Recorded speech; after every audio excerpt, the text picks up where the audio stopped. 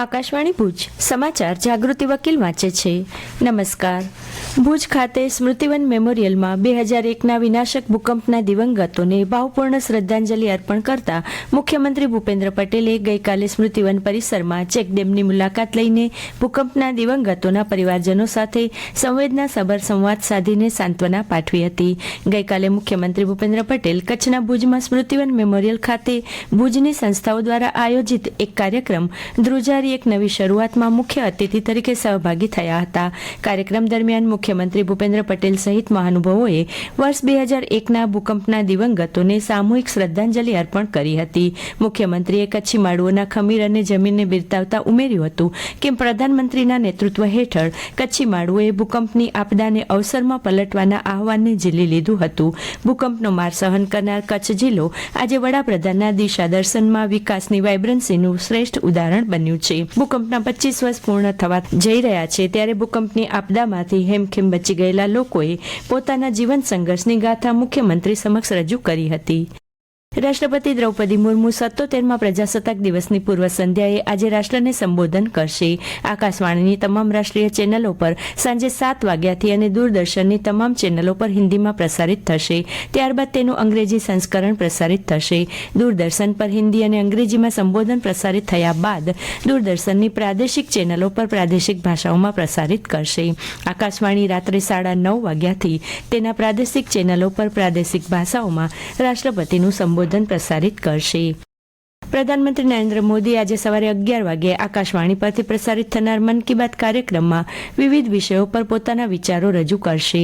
માસિક રેડિયો કાર્યક્રમની આ 130મી કડી હશે. આ કાર્યક્રમ આકાશવાણી અને દૂરદર્શનના સમગ્ર નેટવર્ક, આકાશવાણી ન્યૂઝ વેબસાઇટ અને news on air mobile application પર પ્રસારિત કરવામાં આવશે. આ ઉપરાંત આજે રાત્રે 8 વાગ્યે રાજ્યના તમામ આકાશવાણી કેન્દ્રો પરથી મન કી બાત કાર્યક્રમના ગુજરાતી ભાવાનુવાદનું પુનઃ પ્રસારણ કરાશે. જ્યારે મન કી બાતને આવરી લેતું કચ્છી બુલેટિન આજે સાંજે 5:12 આકાશવાણી ભુજ પરથી પ્રસારિત થશે. ભારતનું ચૂંટણી પંચ આજે નવી દિલ્હીમાં 16મા રાષ્ટ્રીય મતદાતા દિવસની ઉજવણી કરશે. આ વર્ષે કાર્યક્રમની થીમ મેરા ભારત મેરા મત છે, જેની ટેગલાઇન ભારતીય લોકશાહીના હૃદયમાં નાગરિક છે.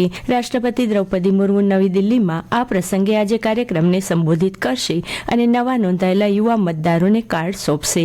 એનવીડીની ઉજવણી દેશભરમાં રાજ્ય અને જિલ્લા સ્તરે અનુક્રમે મુખ્ય ચૂંટણી અધિકારીઓ અને જિલ્લા ચૂંટણી અધિકારીઓની કચેરીઓ દ્વારા એક સાથે કરવામાં આવશે. બૂથ લેવલ ઓફિસરો પણ તેના સંબંધિત મતદાન મથકોના સ્થળોએ કાર્યક્રમનું આયોજન કરી અને નવા નોંધાયેલા મતદારોનું સન્માન કરશે તથા નવા મતદારોને ઈ-પીક સોંપશે. ગુજરાતની જીવાદોરી સમાન નર્મદા નદીનો આજે પ્રાગટ્ય દિવસ છે. પૌરાણિક કથા અનુસાર રેવા એટલે કે નર્મદા નદીનો ઉદ્ભવ મધ્યપ્રદેશના અમરકંટકની પર્વતમાળામાંથી મહાસુદ સાતમના દિવસે થયો હોવાનું મનાય છે. આ નદી ગુજરાત, મધ્યપ્રદેશ, મહારાષ્ટ્ર અને રાજસ્થાન એમ 4 રાજ્યોમાંથી વહે છે. આજે નર્મદા કિનારે નર્મદા જયંતિ નિમિત્તે વિવિધ કાર્યક્રમો યોજાશે. જિલ્લામાં ફરી એકવાર કાતિલ ઠંડીનું મોજું ફરી વળ્યું છે. ઉત્તર ભારતના પહાડી વિસ્તારોમાં થઈ રહેલ અવિરત હિમવર્ષાની અસર કચ્છમાં પડી છે.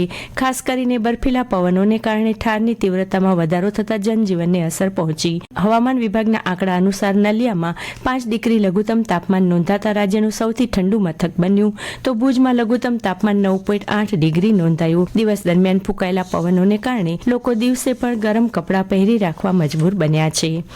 ભારતની 19 વર્ષની વયના યુવા ક્રિકેટરની ટીમે ન્યૂઝીલેન્ડની યુવા ટીમને ત્રીજી વનડે મેચમાં 7 વિકેટે હરાવી વિજયની હેટ્રિક નોંધાવી છે. ઝિમ્બાબ્વેનો બોલાયેલો ખાતેની મેચ વરસાદના અવરોધને લીધે 37 ઓવરની કરવામાં આવી હતી. ન્યૂઝીલેન્ડની ટીમ 135 રન કરી શકી હતી. એ પછી વિજય લક્ષ્ય ઘટાડી 130 રન કરી દેવાતા ભારતે 3 વિકેટ ગુમાવી 130 રન કરી મેચ જીતી લીધી હતી.